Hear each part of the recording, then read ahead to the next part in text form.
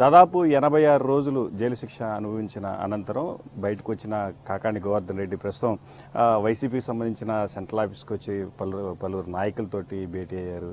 ప్రస్తుతం మనతోటి కాకాణి గోవర్ధన్ రెడ్డి గారు అందుబాటులో ఉన్నారు. వారిని అడిగి తెలుసుకున్నాం. సార్ చెప్పండి, దాదాపు 86 రోజుల పాటు మీరు జైల్లో ఉండాల్సి వచ్చింది, ఎట్లా ఉంది సార్? అంటే 86 రోజులు జైల్లో కూటమి ప్రభుత్వం అనేక రకాలైనటువంటి కేసులు నమోదు చేసి బనాయించి కక్ష సాధింపులో భాగంగా జైల్లో ఉంచడం జరిగింది. ఏదేమైనా గతంలో జైలుకు వెళ్ళకముందే చెప్పడం జరిగింది, ఏ రోజైనా సరే నన్ను జైల్లో పెడితే తిరిగి వచ్చేంత వరకే నా గళం ఆగుతుంది తప్ప వచ్చిన తర్వాత తప్పనిసరిగా మరలా నా పంతా కొనసాగుతుందని చెప్పడం జరిగింది. ఏదైతే కూటమి ప్రభుత్వం అనుసరిస్తున్నటువంటి ప్రజా వ్యతిరేక విధానాలు కానీ చంద్రబాబు చేస్తున్నటువంటి మోసాలు కానీ ఎప్పటికప్పుడు ఎండగట్టడం వల్లనే ఈరోజు కూటమి ప్రభుత్వం కక్ష పెంచుకొని ఈరోజు జైలుకి పంపించడం జరిగింది. కాబట్టి ఈరోజు వచ్చిన వెంటనే 86 రోజులు జైలు శిక్ష పూర్తయింది. వచ్చిన వెంటనే మా కార్యక్రమం ప్రజలకి ఈ ప్రభుత్వం మోసం చేస్తుంది కాబట్టి ఈ ప్రభుత్వం మెడలు వంచి ప్రజలకు ఇచ్చినటువంటి హామీలు నెరవేర్చేందానికి పోరాడతాం.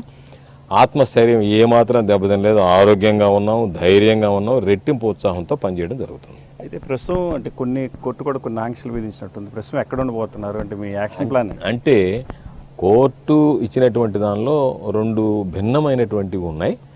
ఒకటి జిల్లాకు సంబంధించినటువంటి దాంట్లో వెళ్ళకూడదు, ఛార్జ్షీట్ ఫైల్ చేసిన దాకా అని చెప్పడం జరిగింది.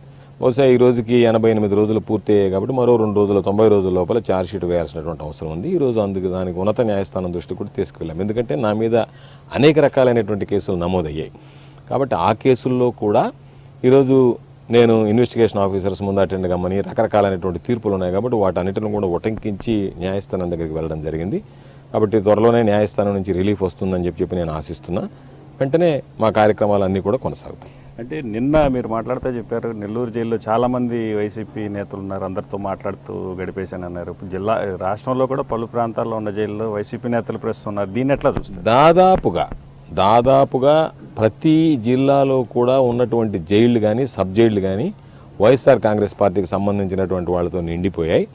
తెలుగుదేశం వాళ్ళు ఏదైనా తప్పు చేసినా సరే వాళ్ళు బెయిల్ తెచ్చుకున్నంత వరకు వాళ్ళ జోలికి పోయేటువంటి పరిస్థితి కానీ ఆ ధైర్యం కానీ పోలీస్ యంత్రాంగం చేయడం లేదు.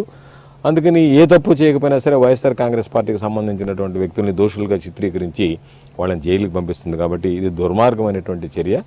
కాబట్టి వైఎస్ఆర్ కాంగ్రెస్ పార్టీకి సంబంధించి ఈరోజు శ్రేణులు అందరూ కూడా ధైర్యంగా ముందుకు రాగలుగుతున్నారు. ఈ ప్రభుత్వం అనుసరిస్తున్నటువంటి ప్రజా వ్యతిరేక విధానాల వల్ల ఇది ఒక బ్యాడ్ సిగ్నల్, అంటే ఒక దుష్ట సంకేతాన్ని, తప్పుడు సంకేతాన్ని ప్రజల్లోకి పంపించినట్లుగా అయింది.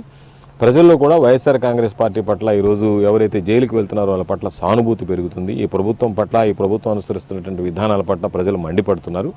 ఒక పక్క ప్రజలకు ఇచ్చినటువంటి వాగ్దానాలు నెరవేర్చకుండా దాంతోపాటు ప్రజలని ఈరోజు ఎవరైతే వాటిని ప్రశ్నిస్తున్నారో వాళ్ళ మీద దాడి చేయడం అనేటువంటిది హేయమైనటువంటి చర్య. కాబట్టి వీటికి పాపం దుర్మార్గానికి కొంతమంది ఈరోజు బలైనా వీటన్నిటి మీద జగన్మోహన్ రెడ్డి గారు చెప్పినట్టుగా పూర్తి స్థాయిలో విచారణ జరుగుతుంది. పూర్తి స్థాయిలో విచారణ జరుపుతాం. ఎవరైతే తప్పు చేశారో, అన్యాయంగా అక్రమంగా కేసులు బనాయించారో దాని వెనక ఉన్నటువంటి సూత్రధారులు, ఈరోజు దాని పాత్రధారులుగా వ్యవహరిస్తున్నటువంటి పోలీసులు, వీళ్ళందరూ కూడా భవిష్యత్తులో ఇబ్బందులు పడాల్సినటువంటి పరిస్థితి వస్తుంది అక్రమంగా కేసులు బనాయించినటువంటి వాటిలో. అయితే